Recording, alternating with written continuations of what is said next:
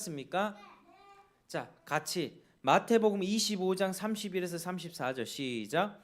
인자가 자기 영광으로 모든 천사와 함께 올 때에 자기 영광의 보좌에 앉으리니 모든 민족을 그 앞에 모으고 각각 구분하기를 목자가 양과 염소를 구분하는 것 같이 하여 양은 그 오른편에 염소는 왼편에 두리라.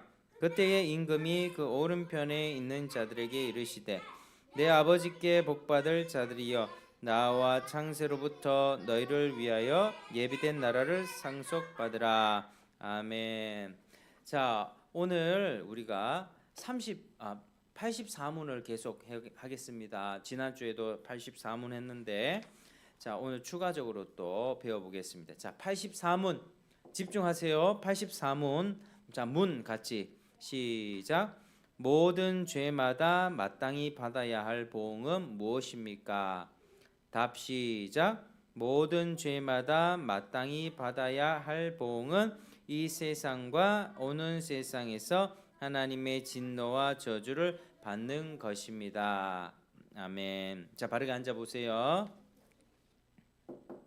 자, 잠언에 보면은 잠언 19장 21절에 보면은 사람의 마음에는 많은 계획이 있어도 오직 여호와의 뜻만이 완전히 서리라는 말씀이 있습니다. 자, 우리가 70세, 80세 된 우리 어르신들을 만나보면 자기 마음대로 계획했던 것을 다 성취했다는 것을 했다고 하는 사람을 만나기가 어렵습니다.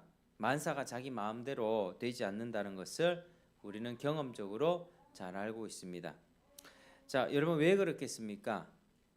자, 우리 따라 하시겠습니다. 이 세상의 주인은 하나님이기 때문입니다. 이 세상의 주인은 하나님이기 때문입니다.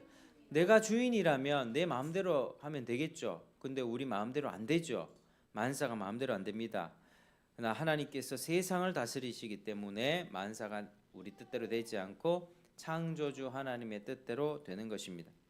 자, 자기 마음의 계획을 세워 살아가는 사람 가운데는 두 부류의 사람이 있습니다. 첫째는 하나님의 뜻을 전혀 알지 못하고 또 알려고도 하지 않고 자기 욕심대로 살려고 하는 사람, 그러니까 불신자죠. 그러니까 하나님의 뜻을 무시하고 사는 불신자가 있습니다. 자, 이게 첫 번째 부류. 자, 두 번째 부류는 어떤 부류일까요? 자, 하나님의 모든 뜻을 아는 것은 아닐지라도 사람에게 바라는 하나님의 뜻을 기본적으로 알고 또 알아가려고 하고 하나님의 뜻을 내가 잘 배워서 그대로 순종해야 되겠다 하며 사는 사람입니다. 자, 이렇게 두 부류의 사람이 있는데 이 두 경우 모두 자기의 계획대로 뜻을 다 이루고 살지 못합니다. 맞겠죠? 자, 여러분 하나님의 뜻을 알았을 경우에는 알았어요. 근데 알았을 때 또 하나 알아야 될 게 뭐냐면 그것을 성취하는 방법도 알아야 됩니다. 그게 곧 지혜입니다. 지혜. 그러니까 하나님의 뜻을 알았습니다. 그 지식. 근데 그 지식을 삶에 적용하는 게 지혜입니다. 지혜. 삶으로 살아낼 수 있는 능력. 근데 그 뜻을 알았다고만 해서 원수를 사랑해라 이 뜻을 알았죠. 근데 그렇다고 해서 바로 삶에서 원수를 사랑할 수 있는 능력이 생기는 게 아닙니다. 그런 지혜가 없고 그걸 이룰 만한 힘이 자기에게 없음을 알게 되면 하나님께 구하고 하나님을 의지하게 됩니다. 그런데 지혜도 구하지 않고 하나님의 능력 없이 행하려 할 때에는 그 뜻이 성취가 되지 않습니다. 자, 아브라함과 사라의 경우를 들어봅시다. 자, 아브라함과 사라가 아들을 못 낳는 사람이었습니다. 그런데 하나님께서는 이 사람들을 통하여서 아들 이삭이 나오게 하심으로써 하나님의 자비와 능력, 그 약속을 이루시는 신실하심을 세상에 나타내고자 하셨습니다. 그러면 이 두 사람이 아들을 가질 것이라는 것, 그게 하나님의 뜻이라는 것을 알았습니다. 그렇죠? 이 두 사람이 아들을 가지게 될 것. 하나님께서 너희 자손이 하늘의 별과 같으리라, 바닷가의 모래 같으리라 하셨으니까 자기들이 자녀를 가지게 될 것은 알게 됐습니다. 그게 하나님의 뜻이라는 걸 알게 됐습니다. 근데 자기들은 아들이 없는 거예요. 또 그때까지만 해도 아브라함이 75세 되었고 사라는 65세가 된 때니까 아들을 가질 기대를 하기가 참 어려웠습니다. 그래서 아들을 가지라는 것이 하나님의 뜻인 걸 알았지만 이 사람들은 어떻게 아들을 가질 것인가에 대해서는 하나님이 어떤 방법으로 그 약속을 이루실 줄 정확히 몰랐습니다. 그래서 그들은 그 뜻을 이루기 위해서 많이 노력했습니다. 처음에는 자기가 길렀던 종이 있었죠. 누구였습니까? 다메섹 출신 엘리에셀. 엘리에셀이라고 하는 이 종을 양자로 삼아서 하나님의 뜻을 이루어야겠다고 그렇게 생각을 했던 거죠. 그리고 그 다음에는 하갈을 첩으로 얻어서 아들을 낳겠다고 생각했습니다. 자, 엘리에셀의 경우는 그냥 마음에만 그렇게 생각했는데 이번 하갈의 경우에는 그런 계획을 세우고 추진해서 실제로 하갈을 통해서 이스마엘을 낳게 된 것입니다. 그리고 이스마엘을 통해 하나님의 뜻을 성취하리라 하고서 거기에 소망을 두고 이스마엘을 잘 길러간 것입니다. 아브라함은 하나님의 뜻을 기억했습니다. 그리고 하나님의 뜻을 성취하기 위해 그런 계획을 세우고 그것을 추진해 나갔습니다. 그런데 그것이 성취됐습니까? 성취되지 않았죠. 그로 말미암아 많은 좌절과 큰 고통을 당했습니다. 왜냐하면 사실 그게 하나님의 뜻이 아니었기 때문이었죠. 사라의 몸에서 낳은 이삭이 하나님의 뜻의 성취였습니다. 자, 그렇게 아브라함이 하나님의 뜻에 벗어나니까 가정에는 어떤 일이 생겼습니까? 불화가 생기기 시작합니다. 가정에는 어려움이 생기기 시작합니다. 여러분, 늘 모든 고통은 여기에서 옵니다. 하나님의 뜻에서 벗어나기 때문에 고통이 오는 것입니다. 사라와 하갈의 관계도 그렇고 후에 이스마엘이 이삭에게 한 행동도 큰 고통을 주었습니다. 아브라함은 하나님의 뜻을 성취하는 방법과 또 그 지혜나 능력을 하나님께 끝까지 의지하지 않고 당시 사람들이 일반적으로 하던 방법, 그러니까 자식을 못 낳으면 다른 첩을 구해서 아내를 한 명 더 두어서 그 아내를 통해서 자식 낳는 그 방법을 사용했다는 거죠. 그래서 받지 않아도 될 고통을 받게 된 것입니다. 근데 시대의 문화와 가치관을 따른 것이죠. 아브라함은 하나님의 뜻을 알았고 하나님의 뜻을 이루려고 했지만 그 방법에 있어서는 그게 하나님의 뜻이 아니라 사람의 방법이었고 그 시대의 방법, 문화에 물든 세속적인 방법이었다는 것입니다. 그래서 여러분, 하나님의 뜻을 아는 것은 매우 중요합니다. 자, 따라하시겠습니다. 하나님의 뜻을 아는 게 중요합니다. 하나님의 뜻을 아는 게 중요합니다. 그리고 하나님의 뜻을 이루는 방법도 중요합니다. 아시겠죠? 그래서 그 뜻을 이루는 방법도 이제 사람의 방법이 아니라 하나님의 방법대로 해 나가야 되는 것입니다. 우리 신자들 중에는 아브라함처럼 실수를 하는 경우들이 참 많습니다. 하나님의 뜻을 어느 정도 알지만 그 뜻이 성취되기를 바랄 때 자기 계획과 생각과 시대의 가치관에 따라서 살면서 고통을 자초하게 되는 것이죠. 이것은 하나님을 모르는 사람이 아니고 하나님을 믿고 사는 사람들이 그렇다라고 하는 것입니다. 우리가 돌아봐야 할 점입니다. 여러분, 하나님의 뜻을 알았습니까? 근데 하나님의 뜻을 성취하기 위해서 자기의 생각과 계획과 자기 열심을 내고 있지는 않습니까? 이것은 하나님의 나라를 세우기 위해서 성내지 말라고 했는데 성내면서 이루려는 것과 같습니다. 여러분, 우리가 참 죄에 쉽게 빠집니다. 얼마나 죄에 쉽게 빠지는지요. 얼마나 많이 넘어지는지요. 의를 이루기 위해서 혈기를 내고 성질 내는 방식으로 합니다. 우리는 자기 의가 충만합니다. 내 방식이 옳아. 이 방법이 맞아. 이렇게 해야 돼. 자기들의 생각이 너무 강합니다. 고집들이. 그래서 우리는 기도하지 않으면 넘어질 수밖에 없는 것입니다. 여러분, 우리가 하나님 뜻을 알았을 때 그 뜻을 이루기 위해서 기도하는 저와 여러분 되길 바랍니다. 기도해야 됩니다. 기도하지 않으면 그게 자기 방식대로 이루려고 하게 되는 것이죠. 그래서 기도할 때 하나님이 은혜를 주십니다.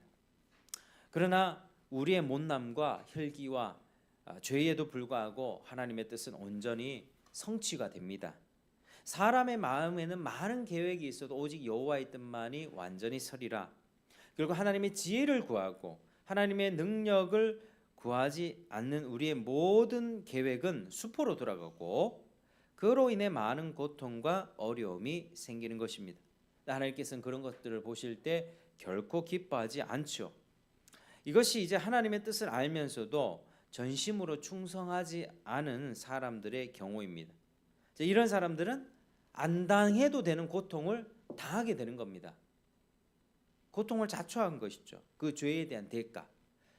그 하나님의 뜻을 이루는 데 있어서 자기 방법을 사용하다가 그런 결과를 얻게 되는 것입니다. 자, 이제 불신자의 경우를 생각해 보겠습니다. 불신자, 하나님을 알지 못하는 자. 자, 신자의 경우라도 하나님의 방법과 지혜가 없으면 고통을 당하게 되죠. 불신자의 경우는 어떻겠습니까? 천지의 주제, 만물의 주관자가 되시는 하나님의 뜻을 처음부터 무시하면서 자기 뜻을 세워 성취하려고 하는 자들에 대해서는 하나님이 어떻게 하십니까? 하나님이 오늘 문답에 이렇게 말씀하죠. 모든 죄마다 마땅히 받아야 할 보응은 이 세상과 오는 세상에서 하나님의 진노와 저주를 받는 것입니다. 하나님의 진노와 저주가 임한다는 것입니다. 하나님의 복을 내리지 않고 화와 저주를 내리십니다. 여러분, 이것이 우리가 명심하고 또 두려워해야 할 사실입니다.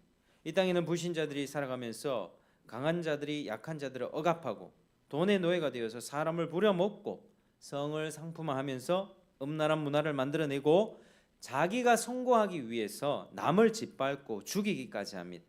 뉴스에서는 온갖 사건 사고가 터져 나옵니다. 신종 사기, 신종 범죄, 그리고 최첨단 AI 성범죄도 만연해지고 있습니다. 이 죄가 자꾸 차오르면 어떻게 됩니까? 오늘 오전에도 말씀을 나눴지만 가나안 족속이 그들의 죄로 인하여서 심판받기까지는 얼마 흘렀죠? 아브라함에게 약속하신 후로부터 430년 이상이 흘렀습니다. 이 죄가 자꾸 차오르면 하나님의 때에 하나님께서는 진노와 저주를 내리십니다. 여러분, 하나님은요 살아계시고 세상을 통치하실 때 공의로 통치하십니다. 하나님의 악한 세상 가운데 힘이 없어서 가만히 계시는 게 아닙니다. 지금 각 사람의 마음을 다 감찰하시고 이 세상을 보고 계십니다. 은혜의 기회를 제공하시고 은혜를 거부한 자들에게는 부으실 하나님의 진노를 쌓고 계십니다. 그리고 하나님은 결국 자신이 얼마나 거룩한지를 보이십니다. 바로에게 몇 가지 재앙을 내렸죠? 10가지 재앙을 내렸습니다. 그로 인해서 하나님이 어떻게 일하셨습니까? 하나님이 얼마나 놀랍고 하나님이 얼마나 위대한 분인지를 주변의 모든 민족들이 알게 됐습니다. 하나님의 거룩하신 능력, 심판하시는 그 능력, 전능하신 능력을 바로를 벌하심으로써 알게 됐다는 것입니다. 하나님은 현세에 대해서도 죄에 대해서 보응하시고 내세에 대해서도 죄에 보응하십니다. 우리는 하나님의 진노가 현세로 끝이 나지 않고 반드시 내세에 심판이 있음을 기억해야 합니다. 오늘 말씀 어떻게 들었습니까? 마태복음 25장 오늘 읽었던 부분이 어떤 부분이죠? 인자가 자기 영광으로 모든 천사와 함께 올 때 자기 영광의 보좌에 앉아서 모든 민족을 그 앞에 모으고 각각 구분하기를 목자가 뭐와 뭐를 구분하는 것 같이 양과 염소를 구분하는 것 같이 하여 양은 오른편에 염소는 왼편에 두라. 이렇게. 그리고 그 오른편에 있는 자들에게 내 아버지께 복받을 자들이여 나와 창세로부터 너희를 위하여 예비된 나라를 상속받으라. 이렇게 말씀을 하고 있습니다. 마찬가지로 왼편에 있는 자들에게는 영벌을 선고하셨습니다. 영벌을. 그게 바로 하나님의 심판이 되겠습니다. 예수님께서는 최후 심판대에서 사람을 가릅니다. 이게 정말 예수를 믿고 죄를 처리한 사람들, 하나님을 사랑하는 사람들과 그렇지 않은 사람들을 양과 염소처럼 가르죠. 하나님께서는 현세에서도 인생들이 범하는 죄에 대해 기뻐하지 않으신다는 뜻을 보이시고 분명히 하나님이 죄에 대해서 진노하고 저주와 화를 내리신다는 것을 사람들로 하여금 알도록 우리 역사에 보이셨습니다. 여러분, 전쟁 같은 거 있죠. 전쟁에서 사람들 엄청나게 죽어가지고 그것도 하나님의 진노의 일환입니다. 요한계시록에 보면 뭐 마병대 같은 것들도 나오고요, 뭐 황충 같은 것들도 나옵니다. 이런 것들이 보면 다 전쟁이에요. 전쟁이 일어나서 사람들이 많이 죽는 거죠. 그 하나님이 내리는 심판의 성격인 것입니다. 전쟁 그냥 나라와 나라가 그냥 욕심 부리다가 이해관계가 안 맞아서 싸우는 거 아닙니다. 하나님의 진노의 표출입니다. 우리 분명히 그걸 기억하셔야만 합니다. 그게 전쟁의 역사는 하나님의 진노의 역사다. 잘 알아야 되는 거죠. 그래서 우리가 역사를 더듬어 살펴보면 전쟁의 역사가 있었고, 그렇게 과거 역사 가운데 하나님이 죄를 심판하신다는 사실, 성경 역사 가운데도 있잖아요. 노아 시대 때 홍수로 멸하시고, 또 소돔과 고모라도 불과 유황으로 멸하시고, 하나님은 그때마다 멸하셨습니다. 죄를 반드시 심판하셨습니다. 그래서 우리는 앞으로도 우리 삶 가운데 최후 심판이 있을 것이고 영원한 내세 심판이 있을 것이다라는 사실을 알아야 되는 것이죠. 자, 그러면 우리가 이런 심판이 있음을 또 어떻게 알 수가 있겠습니까? 누구를 통해서? 역사 가운데 분명히 오신 예수 그리스도를 통해서 알 수 있습니다.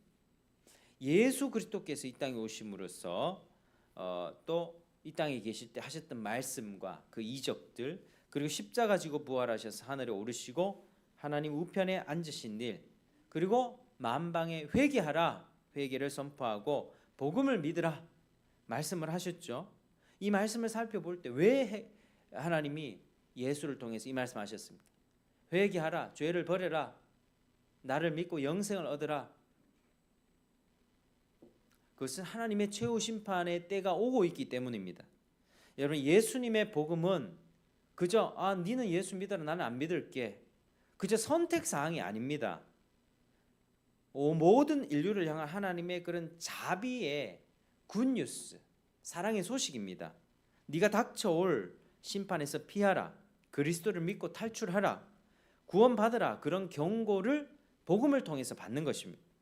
사랑하는 여러분, 하나님께서는 이런 경고를 온 세상에 내리셨습니다. 그래서 이 복음을 진지하게 듣고 믿고 자기 죄에 대해서 회개하는 사람은 은혜를 받을 것입니다.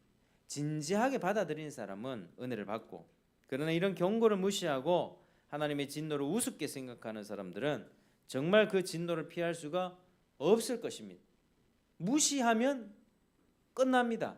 하나님의 말씀을 듣고 두려워하는 자, 벌벌 떠는 자를 하나님이 돌보시지, 하나님의 말씀을 듣고도 그냥 무시하고 가볍게 여기는 자 절대로 하나님이 보살피지 않습니다. 자, 여러분, 오늘 84문의 경고, 하나님의 진노와 저주를 여러분 반드시 기억하시길 바랍니다. 하나님은 이 땅에서도 죄에 대해서 보응하시고 앞으로 펼쳐지게 될 영원한 세상, 그 내세에서도 죄에 대해서 보응하시는 분이십니다. 그리고 그 진노에서 구원해 주신 그리스도의 십자가를 굳게 붙드십시오. 믿음과 회개로 살아가는 저와 여러분 되시기를 주의 이름으로 축복합니다. 기도하겠습니다. 하나님 아버지, 감사합니다. 오늘 우리 말씀을 통하여서 우리 하나님이 이 세상에서도 보응하시고 이 내세에서도 죄에 대해 보응하신다는 사실을 배웠습니다. 우리가 이 말씀 기억하면서 어떻게 살아가야 되겠습니까? 장차 오게 될 심판 기억하면서, 그리고 그 심판에서 건져주신 예수 그리스도의 복음을 믿고 복음을 따르고 철저히 하나님의 뜻대로 살아갈 수 있도록 우리에게 은혜를 베풀어 주시옵소서. 감사하며 예수님 이름으로 기도드립니다. 아멘.